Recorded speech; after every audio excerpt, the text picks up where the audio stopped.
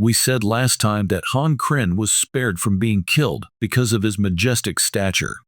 According to the records of the grand historian, Han Xin was a commoner. When he was young, he grew up in a rich family and was not starved, so he grew strong.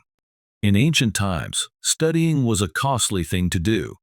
Han Xin went to private school, and his family was able to buy him a sword to pretend. The sword talked about here is a Chinese straight, double-edged weapon. It can stab, but not slash.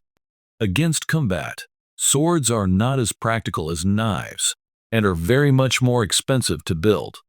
The training of swordsmanship was quite complicated, with many patterns and poor practicality. Therefore, the sword was mainly worn by the nobles, as a means of cultivating the body and mind. The Han Dynasty was the first dynasty in China in which a commoner became emperor, so the Qin's longsword declined from the Han.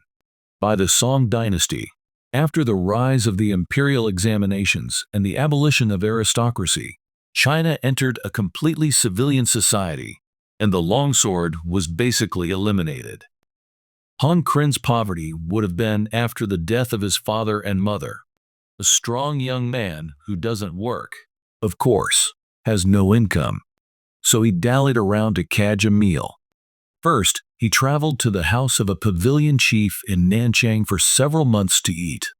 The chief's wife was disgusted, but couldn't drive him away. So she ate in advance every day, and when it was time to eat, he went without food.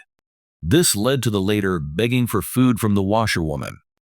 When Han Xin ran to the river outside the city to fish, a washerwoman, seeing that Han Xin was hungry, took out rice for him.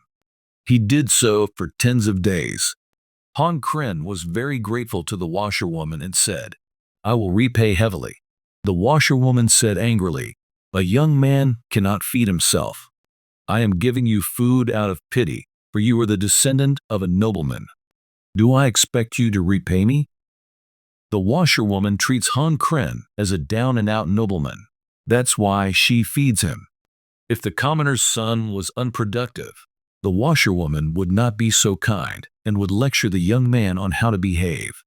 Carrying a sword may not fake a nobleman, but it makes other people mistake him for one.